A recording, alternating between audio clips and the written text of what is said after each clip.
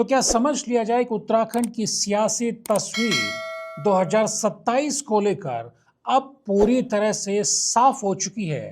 सत्ता पक्ष और विपक्ष का नेतृत्व इस 27 के संग्राम में कौन कौन करने जा रहा है? क्या अब भी कुछ सस्पेंस बचा है? क्या एक तरफ मुख्यमंत्री धामी और बीजेपी अध्यक्ष महेंद्र भट्ट होंगे तो उनके सामने करण माहरा और हरदा होंगे और मुकाबले को त्रिकोणीय बनाने की कोशिश मोहित डिमरी, बॉबी पवार जैसी तीसरी ताकत करेंगी, या फिर अभी कांग्रेस में कुछ होना यानी बड़ा फैसला होना यानी गणेश गोदियाल, मयूख महर, हरक सिंह रावत जैसे नेताओं को लेकर कुछ बड़ा फैसला होना बाकी है क्या? दोस्तों नमस्कार, दिनुडा के खास political show pure politics with Pawan में आपका स्वागत है। जिस तरह से करण माहरा बैटिंग कर रहे हैं और लगातार कांग्रेस के भीतर एक धड़ा उनको एक तरह से प्रदेश अध्यक्ष की कुर्सी से बेदखल करना चाह रहा है, लेकिन कामयाब नहीं हो पाया, इसके मायने क्या हैं? और दूसरी तरफ जिस अंदाज में महेंद्र भट्ट ने दोबारा बीजेपी के प्रदेश अध्यक्ष के तौर पर काम संभाल लिया, तो उनकी ताजपोशी ने किस अंदाज में मुख्यमंत्री पुष्कर सिंह धामी को पहले से कहीं ज्यादा ताकतवर बना दिया है। यही वजह है कि लगातार टीम धामी अब ये डंका बजा रही है कि बीजेपी के तमाम अब तक के मुख्यमंत्रियों में पुष्कर सिंह धामी का कार्यकाल सबसे ज्यादा रहा है और उन्होंने उत्तराखंड की अस्थिर राजनीति में स्थायित्व लेकर के वो आए हैं। और इतना ही नहीं, खुद महेंद्र भट्ट कहते हैं कि आने वाले समय में अब तक एनडी तिवारी ने 5 साल का कार्यकाल अपना मुख्यमंत्री के नाते पूरा किया था। मुख्यमंत्री पुष्कर सिंह धामी उनको भी सरपास कर जाएंगे, यानी उनसे भी आगे निकल जाएंगे। बीजेपी के भीतर मुख्यमंत्री धामी और प्रदेश अध्यक्ष महेंद्र भट्ट की जोड़ी इस अंदाज में कॉन्फिडेंट नजर आ रही है कि 2027 का विधानसभा का चुनाव अब उन्हीं के नेतृत्व में सत्ताधारी दल लड़ने वाला है। तो क्या विपक्ष में भी इसी तरह से तस्वीर साफ हो गई है? क्योंकि तीसरा मोर्चा भी है और मुख्य विपक्षी कांग्रेस भी है, लेकिन जिस अंदाज में लगातार पिछले 6 महीने से कांग्रेस में यह नारेबाजी अंदर ही अंदर चल रही थी कि प्रदेश अध्यक्ष करण माहरा को जल्द बदला जाए और नए चेहरे के साथ 2027 के विधानसभा चुनाव में उतरा जाए, तो क्या अब वो हल्ला धीरे धीरे शांत हो चुका है? क्योंकि जितना हल्के में करण माहरा को लिया जा रहा था, शायद उनके विरोधियों को एहसास होने लगा है कि इतने आसानी से उनको प्रदेश अध्यक्ष की कुर्सी से नहीं हटाया जाएगा, क्योंकि दिल्ली में उनकी भी बहुत मजबूत पैरोकारी करने वाले चेहरे हैं। तो जब इस तरह की बात जब कांग्रेसी कॉरिडोर में अब होने लगी है, तो इसके मायने गणेश गोदियाल के लिए क्या हैं, मयूख महर जैसे नेताओं के लिए क्या हैं, और हरक सिंह रावत जिस अंदाज में करण माहरा के साथ खड़े नजर आ रहे हैं, उनके लिए इसके मायने क्या हैं? और दूसरे फ्रंट पर जिस अंदाज में पूर्व मुख्यमंत्री हरीश रावत लगातार चहलकदमी कर रहे हैं और 2027 को लेकर वो अपनी पेशबंदी कर रहे हैं, फिर भले वो इंटरव्यूज देकर के लगातार कह रहे हों कि 22 के चुनाव में उनका खुद चुनाव लड़ना उनकी सबसे बड़ी राजनीतिक भूल थी और इस भूल को वो 2027 में नहीं दोहराना चाहते हैं, लेकिन लगे हाथ अपने बेटे आनंद रावत को जन्मदिन की शुभकामनाओं के साथ वो ये कहना नहीं भूलते हैं कि वो अपनी सियासी पारी की शुरुआत अपने तरीके से करें, लेकिन वो चाहेंगे वो कांग्रेस से करें। इसके बड़े मायने हैं, लेकिन सबसे बड़ी बात यही है कि क्या जिस तरह बीजेपी में तस्वीर अब साफ होती हुई दिखाई दे रही है और धामी भट्ट की जोड़ी फ्रंट फुट पर खेलती हुई नजर आ रही है, और जो तमाम जो मुख्यमंत्री के विरोधी बीजेपी के भीतर थे, अब उनको ये नसीहत खुद मुख्यमंत्री दे रहे हैं कि जो फर्जी खबरें, फैब्रिकेटेड खबरें उड़ाई जाती रहती है नेतृत्व परिवर्तन को लेकर, बीजेपी का जो राष्ट्रीय नेतृत्व है वो अपने कार्यकर्ता को जब जिम्मेदारी देता है तो उसको एक तरह से अंगद के पाव की तरह मजबूती प्रदान करता है। यानी मुख्यमंत्री बेहद कंफर्टेबल, बेहद मजबूत महसूस कर रहे हैं और यही हाल महेंद्र भट्ट का भी है। तो क्या करण माहरा की स्थिति भी ऐसी ही है? जिस तरह से कहा जा रहा है कि गणेश गोदियाल एक धड़ा लगातार कोशिश कर रहा है कि गणेश गोदियाल को प्रदेश अध्यक्ष का जिम्मा मिलना चाहिए, क्योंकि गणेश गोदियाल ही वो नेता है अब कांग्रेस में जो लगातार पहाड़ पर गढ़वाल से कुमाऊं तक लगातार किन मुद्दों पर धामी सरकार को, बीजेपी सरकार को, सत्ताधारी दल को घेरा जाए। और सबसे ज्यादा हमला जब गणेश गोदियाल करते हैं तो सत्ताधारी दल में बेचैनी भी देखी जा रही है। तो क्या गणेश गोदियाल को मौका दिए जाने की जो बातें हो रही थी उन पर एक तरह से अब ठंडा पानी गिर चुका है, यानी बहुत दम अब इन संभावनाओं में नहीं रहा है। तो क्या करण माहरा पहले से ज्यादा मजबूत हो रहे हैं, या फिर जिस तरह से वेणुगोपाल से लेकर के बहुत सारे ऐसे कांग्रेस के जो आलाकमान के इर्द गिर्द रहने वाले नेता हैं वो लगातार मजबूत पैरवी कर रहे हैं। तो क्या हरीश रावत की काफुल पार्टी से लेकर बुक लॉन्च से लेकर हर मंच पर पिछले कुछ समय से जिस अंदाज में प्रीतम सिंह नजर आ रहे हैं, तो क्या ये नई जुगलबंदी के संकेत हैं?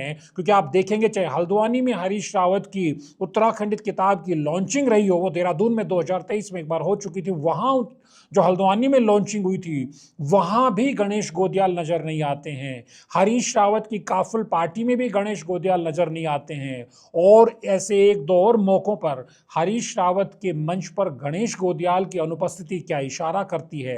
क्या गणेश गोदियाल को हरीश रावत से बहुत ज्यादा नजदीकी बिठाने का नुकसान उठाना पड़ा है? क्योंकि 2022 के विधानसभा चुनाव में तमाम राजनीतिक पंडित भी जानते हैं, कांग्रेस के कार्यकर्ता भी जानते हैं कि भले ठीक चुनाव से पहले प्रदेश अध्यक्ष कांग्रेस के गणेश गोदियाल बन गए हों, लेकिन सारे पत्ते, सारी सियासी बिसात हरीश रावत के हाथों में ही थी। और वो एक तरह से डिफेक्टो मुख्यमंत्री के चेहरे के तौर पर कांग्रेस की तरफ से बैटिंग करने के लिए उतरे थे। तो क्या समझाए कि 2014 के लोकसभा चुनाव में जब हरीश रावत मुख्यमंत्री थे तब कांग्रेस की लड़ाई वही लड़ रहे थे, 5 सीटें कांग्रेस हारती है, 17 की लड़ाई तो वो लड़ते हैं क्योंकि उनको अपनी सरकार की वापसी कराने की लड़ाई लड़नी थी, और उसके बाद 22 और अब क्या 27, यानी लगातार 3 लोकसभा चुनाव में कांग्रेस की हार, चेहरा हरीश रावत ही रहे हैं। और 2 विधानसभा चुनाव में कांग्रेस की हार, चेहरा हरीश रावत ही रहे हैं। तो क्या इस तीसरे विधानसभा चुनाव में यानी 27 के विधानसभा चुनाव में जब बीजेपी ये दम भर रही है कि वो हैट्रिक बनाने के लिए उतरने वाली है जीत की, तो क्या हरीश रावत का चेहरा एक तरह से फ्रंट फुट पर नजर आएगा?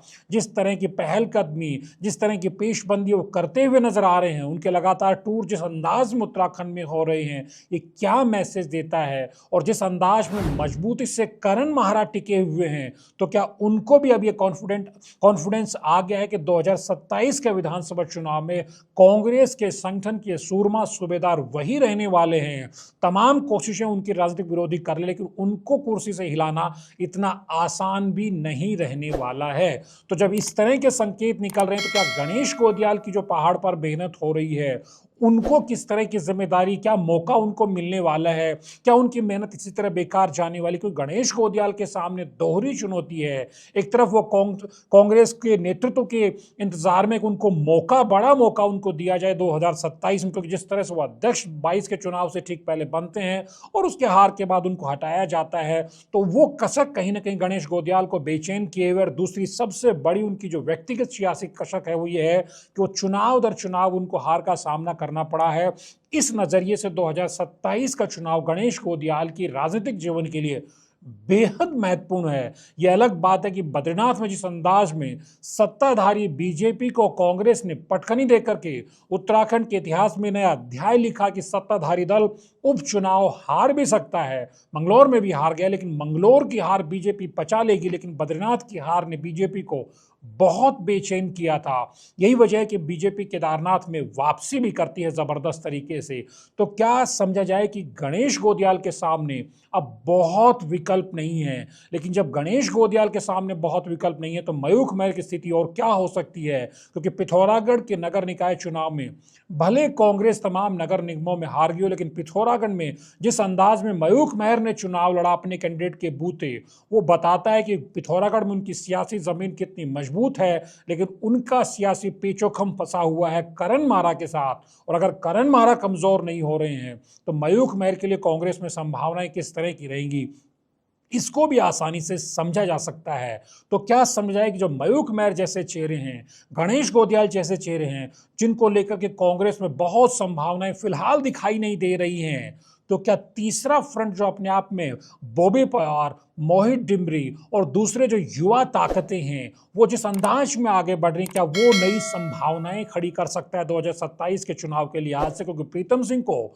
बॉबी पवार को चक्राता में घेरना है। अब तक जिस अंदाज में प्रीतम सिंह का अभेद्य किला चक्राता माना जाता रहा है, पहली बार उनको वहां बड़ी सियासी चुनौती मिलती हुई दिखाई दे रही है। और जिस अंदाज में प्रीतम सिंह ने अपनी एक तरह से ताकत दिखाने की, शक्ति प्रदर्शन करने की कोशिशें पिछले दिनों में चक्राता में की हैं, ये बताता है कि उनको एक बेचैनी तो है, क्योंकि उनको उन्हीं के गढ़ में घेरने के लिए बॉबी पवार वो तमाम व्यूह रचना रच रहे हैं। और इसमें कोई ताज्जुब नहीं होगा कि कांग्रेस का एक धड़ा भी बॉबी पवार को सपोर्ट कर सकता है, क्योंकि कांग्रेस में तो ये होता आया है कि कहां से किस तरह से रामनगर लालकुआ का झगड़ा करना है, कहां से प्रीतम के विरोधियों को चक्राता में प्रीतम सिंह को घेरना है, कहां गणेश गोदियाल को श्रीनगर में घेरना है। ये तो कांग्रेस की पुरानी सियासी फितरत है। लेकिन जिस अंदाज में तीसरा मोर्चा आगे बढ़ रहा है, क्या वो कांग्रेस की कमजोरियों का फायदा उठा सकता है?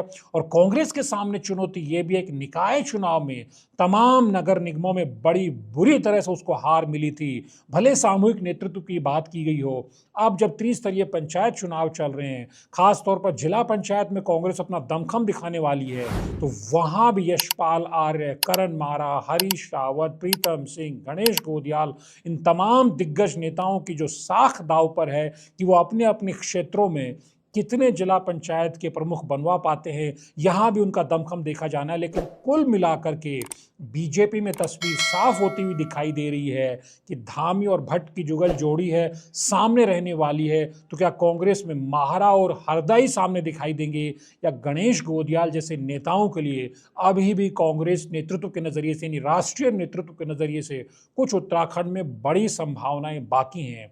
बहुत कुछ उत्तराखंड की सियासत में होने वाला है। बीजेपी की तस्वीर कुछ साफ जरूर हुई है, लेकिन कांग्रेस के भीतर किस तरह का उथल पुथल अंदर अंदर चल रहा है, जो बाहर जो शांति से दिखाई दे रही है, जो खामोशी दिखाई दे रही है, उसके भीतर किस तरह का कोलाहल है, आने वाले दिनों में इसका खुलासा हो सकता है। लेकिन फिलहाल एक तरफ धामी भट्ट की जोड़ी है, तो क्या समझे कि दूसरी तरफ माहरा और हरदा की जोड़ी ही कांग्रेस में दिखाई दे रही है, और उधर मोहित डिमरी और बॉबी पवार की जोड़ी तीसरी ताकत के तौर पर सामने नजर आ रही है। यानी 2027 का चुनाव बेहद दिलचस्प उत्तराखंड में होने जा रहा है। धनुष के वीडियोस को लाइक कीजिए, शेयर कीजिए और चैनल को सब्सक्राइब करना मत भूलिए। नमस्कार।